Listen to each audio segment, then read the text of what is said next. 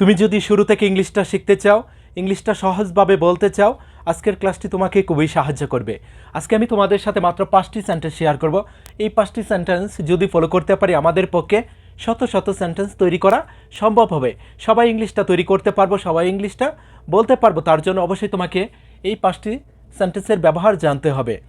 যখন এই ধরনের কথা বলবো যে আমি কি যাচ্ছি, আমি কি খাচ্ছি, আমি কি ঘুমাচ্ছি, আমি কি বল খেলছি, সেই ক্ষেত্রে এভাবে বলবো অ্যাম আই গোয়িং, আমি কি যাচ্ছি। অ্যাম আই ইটিং, আমি কি খাচ্ছি। অ্যাম আই রিডিং, আমি কি পড়ছি। অ্যাম আই প্লেয়িং, আমি কি খেলছি। অ্যাম আই এরপরে এরকম যে কোনো একটি ভার্বের প্রেজেন্ট রূপের সাথে শুধু আইএনজি যুক্ত করে বলবো, তাহলেই হবে। যে কোনো ভার্বের যে মূল রূপটা রয়েছে, গো এর সাথে হয়েছে কি আইএনজি গোয়িং, ইট এর সাথে হয়েছে কি আইএনজি ইটিং, রিড এর সাথে হয়েছে কি ING reading. Am I going, আমি কি যাচ্ছি। এম আই ইটিং, আমি কি খাচ্ছি। এম আই রিডিং, আমি কি পড়ছি। খুব সহজ। কিন্তু যদি জিজ্ঞাসা করি সে কি যাচ্ছে, কামাল কি যাচ্ছে, মিনা কি কাজটা করছে, সেই ক্ষেত্রে ইজ হি গোয়িং, সে কি যাচ্ছে। ইজ কামাল গোয়িং, কামাল কি যাচ্ছে। ইজ মিনা গোয়িং, মিনা কি যাচ্ছে।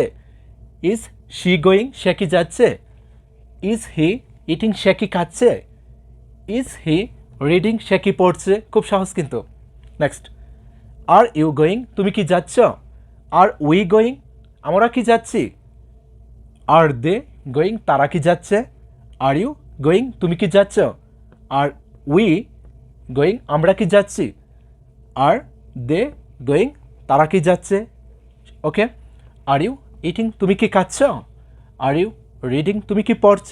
খুব সহজেই কিন্তু বলতে পারবো।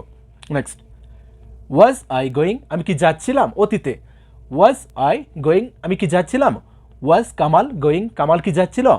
ওয়াজ মিনা গোয়িং, মিনা কি যাচ্ছিল। ওয়াজ হি গোয়িং, সে কি যাচ্ছিল। ওয়াজ আই ইটিং, আমি কি খাচ্ছিলাম।